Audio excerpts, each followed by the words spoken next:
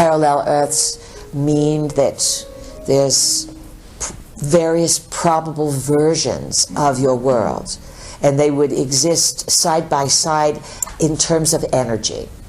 And these probable realities break off all the time. You have probable versions of yourselves, parallel worlds, parallel realities. They are as natural as running water finding its source, finding its route to the sea.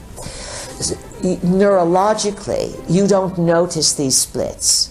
You give life to the world that you are in, and you energize the world you are in by your beliefs and your emotions. Now, you started by saying you are concerned with Mother Earth.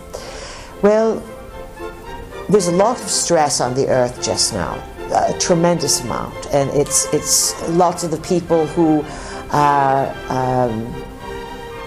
driving this destruction are the very people making money off of everything. So you have pollutants, you have toxins, you have complete disregard for the health and vitality of the masses. And Earth feels all this stress. Earth is fully capable of adapting, yet you can easily be pushed to reach a tipping point where systems really start to close down more. Every day it is noted that there are many extinctions that are occurring. And we've often suggested to you that an extinction is actually a migration into another probable world where life would be more sustaining, where the quality of life would be in greater peak. The animals readily seek quality of life. It is built within them. Humans have forgotten how to do this. Long ago, long ago, you used to seek quality of life. You would relocate, migrate, travel for the new life, for freedom, for ways of thinking or being or food or the vista, the weather. People don't seek quality of life so much today. It's all the same everywhere. Billboards, McDonald's, the same sort of sameness. And you have lost a certain sense of refinement. So when Nellie says she's concerned about Mother Earth, there's good reason to be. Mother Earth may go through some big changes that would help restore your desire for quality of life. How could that play out, and what would it look like, you're wondering? Well, one of these times, one of these earth-changing events is going to be in your probable world. It's not possible to keep skating these types of big changes, especially in these times. Why is it not possible? Because there are neural changes, there are DNA changes that people agree to go through. And let's say it helps Earth shift her energy.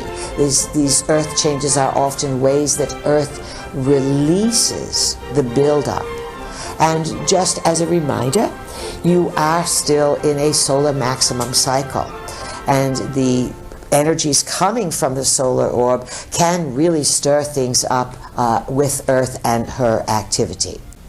Now, you are well aware, Sam, that a very small portion of the brain is utilized. Mm-hmm. And that you are well aware that these bones float around, yes? Yes. And that by moving the bones, you make space in the cranium. Yes. And certain neural link-ups occur. Now, this is not new information, but perhaps you have not heard us say it before.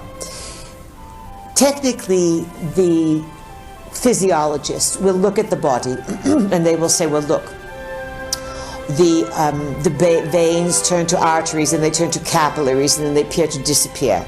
And the nerve endings, they get smaller and smaller and they appear to disappear. But then they appear outside the body.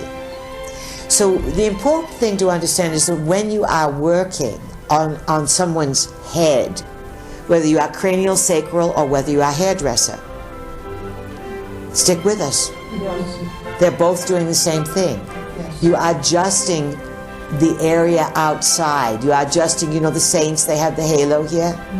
You are also working in this capacity. And it's important to understand that when you are working on people's cranial area, yes, you may say the bones have certain structures and a path of commonality, but it is very different for each person. And when you are working on the brain, you are also can be working on any energies, that memories, all this that the people are carrying around.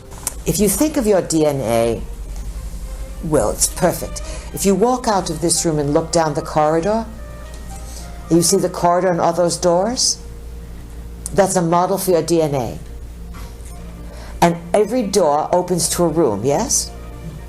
And if you think of your DNA as having switches or doorways, and the switches are open, they open up what's in that capacity. The Anunnaki close things down. Now, there's certainly on the planet all manner of machinery that wants to work with the DNA. But the DNA is, you will figure out how to be most responsive to it, get the most response from the DNA by using consciousness and shifting consciousness to shift the DNA. Here's something that you need to understand about healing. It's not simply about, ooh, there's a hole in the wall here, let's get the plaster and we'll cover it up. The hole in the wall representing, let's say, a disease or something wrong with the body. Everything is recorded in the DNA. And the DNA has a highly telepathic capacity to it. So the story must be understood in order for the healing to transpire. So the DNA is loaded with stories. Those who want to work on DNA healing will be able to hear the stories in the DNA, talk to the DNA. It would be like the people who can go up to a plant and the plant will tell them how to use the plant. You follow this? Yes. And it's a telepathic communication.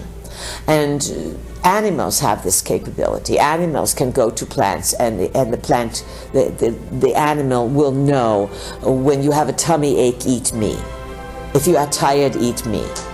Now the animal doesn't have the language you have. How does the plant communicate this to the animal?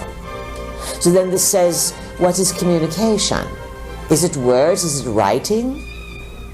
What is it? It's intent of sharing ideas. And the living library, when it's operating at full capacity, or not full capacity, when it's operating at its peak of let's say, optimum wellness, everything in the library wants to help everything else heal. It's supportive.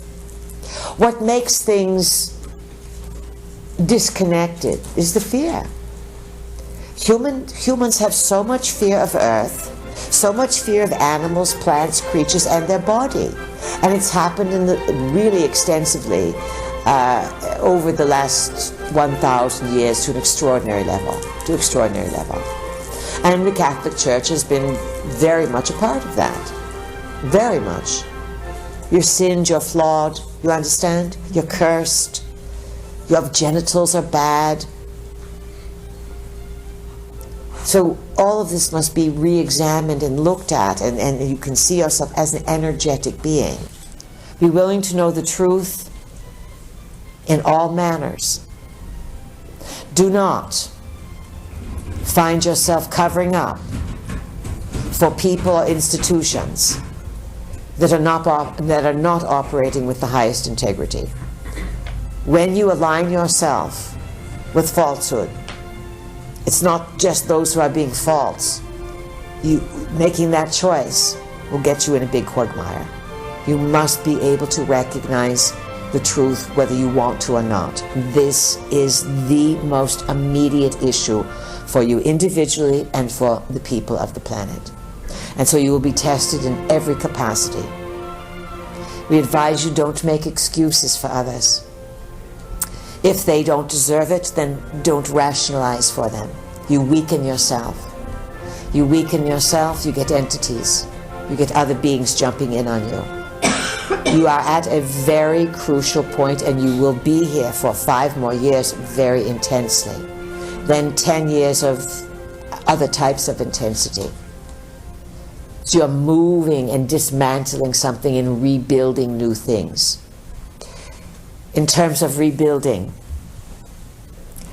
high creativity coming to the planet now, very, very, very high. For the next 5 years, a peak of revolution of the mind, inventing new ideas. The problem with inventing new solutions, new ideas, is you must be able to see into the future and how it will affect things, not just because it works today. Because what you build now can trap you or set you free. And these are very important considerations. Use your mind to make pictures of the kind of world you want to live in.